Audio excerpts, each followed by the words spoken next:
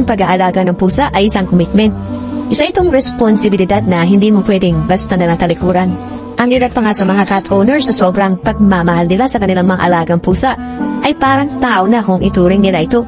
May sariling playground, playhouse at sinasama sa mga gala. At talagang parte na ng pamilya kung ito ituring nila. Kung tutuusin ay madali lang ang pag-aalaga ng pusa. Basta't alam mo ang halaga nila para sa iyo. Kaya't narito ang walong dahilan kung bakit ka dapat mag-alaga ng pusa. Isa-isahin natin. Number 1. Stress reliever. Nakakatulong sila upang makabawas ng stress para sa kanilang owner. Ayon sa pag-aaral, ang pakikipag-interact sa mga pusa ay nakakatulong sa atin sa pamamagitan ng pagbibigay ng tinatawag na emotional security, lalong-lalo na sa mga bata. Ito ay nakakatulong sa atin upang magkaroon ng isang masarap at mahimbing na tulog.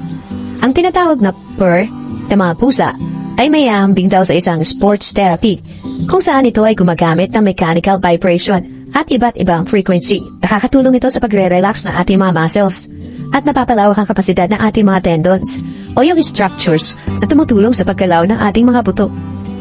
Number 2. Low maintenance.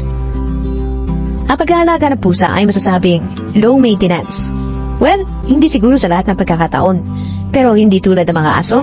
Ang mga pusa ay may abilidad na maglinis ng kanilang mga sarili gamit ang kanilang dila.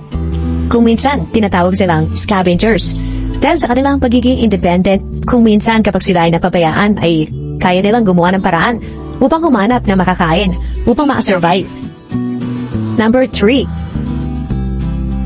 Ang mga pusa ay hindi masyadong namamaho.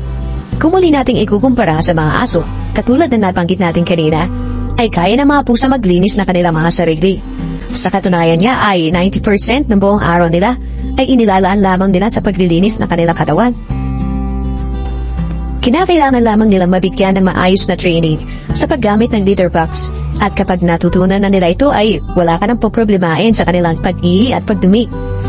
Napakarami na rin mabibiling cat litter set na may deodorizer na sadyang nakakapagtanggal ng hindi kanais-nais na amoy na kanilang ihi at dumi. At meron din namang nabibiling cat food na sadyang halos nagpapawala na ng amoy ng dumi nila. Number 4. Tahimik lamang sila at halos hindi nag-iingay. Nahilig ka sa hayop subalit ayaw mo sa maingay na kapaligiran, or hindi pwede sa bahay niyo ang maingay. Kung ganon, pwede ka mag-alaga ng pusa.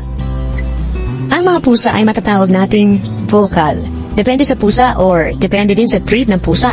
Kagaya ng Siamese cat na natural na sa kanila ang pagiging vocal, o yung mahilig mag-meow at sumagot kapag tinatawag or kinakausap mo sila.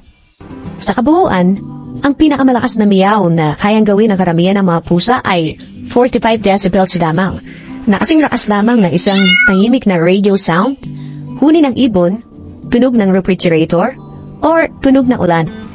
Hindi tulad ng mga aso, ang pagmiyaw ng mga pusa ay hindi nakakaistorbo sa iyong mahimbing na pagtulog, maging sa mga kasamaan mo sa bahay o sa iyong mga kapitbahay. Number 5. Mainam sila para sa apartment life. Nababagay sa iyo ang pag-aalaga ng pusa, lalo pat kung ikaw ay nakatira sa isang apartment o bahay na may maliit na espasyo. Although, walang specific na formula na magagamit upang makalkula ang eksaktong amount of space na kinakailangan ng mga pusa. Depende ito sa pusa at depende din sa needs ng mga pusa. Subalit, in general, sinasabing ang mga pusa ay nangangailangan ng at least minimum of 8 square feet of total living space. Ang mga pusa ay hindi nangangailangan ng malaking espasyo, kagaya ng mga aso. Subalit, kailangan din ng mga pusa na maging in control sa kanilang personal space. Ito ay nakakatulong upang maramdaman nila na sila ay secure, malayo sa panganib, at lalo pa kung meron silang space na mapagtataguan at matutulugan. Number 6. Makakatulong sila sa mga pedya o mga bata. Paano? Sa isang pag-aaral ng pediatrics o yung mga eksperto sa kalusugan ng mga bata, ito ay makakatulong sa pagbawas ng pagkakaroon ng sakit ng mga bata in general. Kung magkakasakit man sila ay kakaunting gamutan lamang ang kailangan. Paano ito naging posible? Ayon sa isang author ng pag-aaral na ito, sa pamamagitan ng pag-stimulate ng pusa sa immune system ng mga bata, nagiging maganda ang immune response nito na makakatulong sa paglaban sa iba't ibang virus at bakterya. Pero payo lang sa mga may asthma at allergic rhinitis, mas magandang kumonsulta muna sa inyong mga doktor kung kayo ba ay maaaring mag-alaga ng pusa. Number 7. Nagiging responsableng tao ka. Kadalasan sa mga cat owner, ang kanilang mga alagang pusa ay rescues o yung iba naman ay napulot lamang nila at inalagaan. Kadalasan nagiging problema ang pag-alaga ng pusa sa labas na kuminsan nga ay nagiging problema sa isang lugar. Marami sa kanila ang napapahamak o kaya naman ay namamatay. Kaya't ang pag-aampon o pag-rescue ng isang pusa ay pagliligtas na rin ng isang buhay. Number 8. Ang pag-aalaga ng pusa ay mayroong benepisyo sa iyong kalusugan.